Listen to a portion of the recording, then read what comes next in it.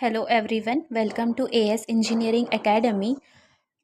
सर्वात आधी तर मी तुम्हाला ह्या चॅनलबद्दल डिस्क्राईब करू इच्छिते. हा जो आपला चॅनल आहे तो सिव्हिल इंजिनिअरिंगचा टेक्निकल सिलॅबस आणि इतर सगळ्या इंजिनिअरिंग ब्रांचेससाठी नॉन टेक्निकल सिलॅबस ह्या सगळ्या मुलांना हेल्प करेल त्यांचं बेसिक नॉलेज क्लिअर करण्यासाठी. आणि आपण सर्वात आधी आज आपला पहिलाच दिवस आहे, त्यामुळे आज आपण फक्त आणि फक्त सिव्हिल इंजिनिअरिंगचा टेक्निकल सिलॅबस आणि इतर सगळ्या एक्झाम्ससाठी रिक्वायर्ड असलेला नॉन टेक्निकल सिलॅबस याच्यापासून सुरुवात करणार आहे. तर आता आपण चालू करूया सिव्हिल इंजिनिअरिंगचा टेक्निकल सिलॅबस. तर सिव्हिल इंजिनिअरिंगचे जे मेन सब्जेक्ट्स, जे की मेन विषय आहेत, जे प्रत्येक गव्हर्मेंट एक्झामसाठी इम्पॉर्टंट असतातच, त्याने आपण सर्वात आधी सुरुवात करूया. सर्वात आधी तर येतो आपला बिल्डिंग मटेरियल्स. बिल्डिंग मटेरियल्स हा सब्जेक्ट सगळ्या सगळ्या मोस्ट एक्झाम्समध्ये यूजफुल असतो आणि सगळ्याच एक्झाम्समध्ये तो कन्सिडर केला जातो. Building materials and construction. त्याच्यानंतर जो सेकंड सब्जेक्ट जो मोस्ट इम्पॉर्टंट आहे तो असतो आपला surveying. Then the third one is estimating and costing. With that also our व्हॅल्युएशनचा पण पार्ट ह्यातच मोडला जातो. सो व्हॅल्युएशन हा सब्जेक्टसुद्धा आपल्या एक्झामसाठी खूप इम्पॉर्टंट आहे. त्याच्यानंतर नेक्स्ट आपला सब्जेक्ट येतो कन्स्ट्रक्शन मॅनेजमेंट अँड प्लॅनिंग, जो की आपला CPM अँड PERT आपण बोलतो. कन्स्ट्रक्शन मॅनेजमेंट अँड प्लॅनिंग हा टॉपिक खूप छोटा आहे, बट ह्यातून खूप सारे प्रश्न बऱ्याच एक्झाम्समध्ये बघितले गेले आहेत. सो काही सब्जेक्ट असे आहेत जे की खूप रिपीटेडली प्रत्येक एक्झाममध्ये विचारले जातात. जसं नेक्स्ट आहे आपला हायवे इंजिनिअरिंग, देन आपला रेल्वे इंजिनिअरिंग, देन आपला ब्रिज इंजिनिअरिंग. हे जर आपण बघायला गेलं तर हे सगळे सब्जेक्ट्स जे आपले आहेत ते ट्रान्सपोर्टेशन इंजिनिअरिंगमध्ये पडतात. आणि हे त्या ट्रान्सपोर्टेशन इंजिनिअरिंगमध्ये त्यांचे हे बायफर्केशन्स आपण बोलू शकतो की हे बायफर्केशन्स असतात. ऑल्सो ह्यात टनलिंगसुद्धा इन्क्लूड होतो तुमचा.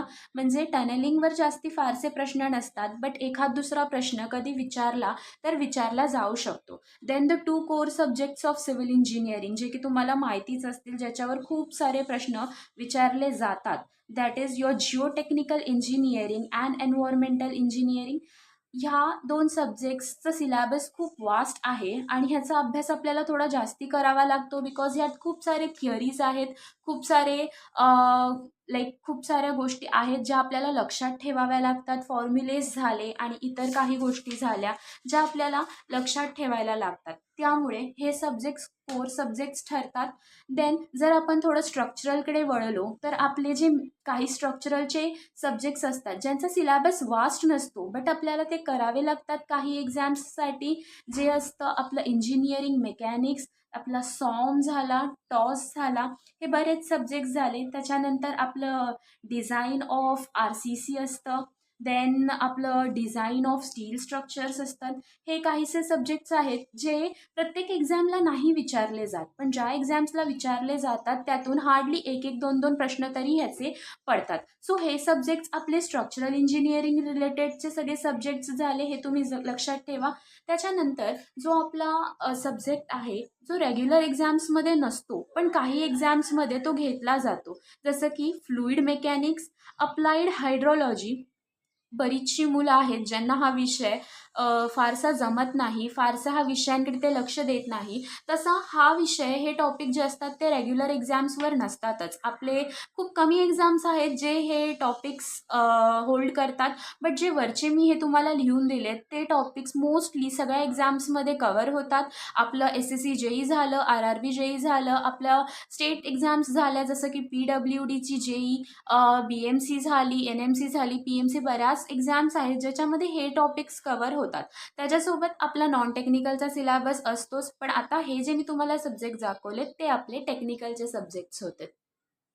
तर आता आपण वळूया आपल्या नॉन टेक्निकलच्या सिलॅबसकडे.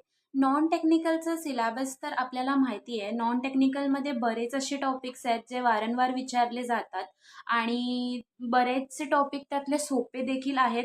पहिलं तर नॉन टेक्निकलचं आपण बघायला गेलं तर एक रिझनिंगचा पार्ट असतो जो की पूर्ण वेगळा असतो.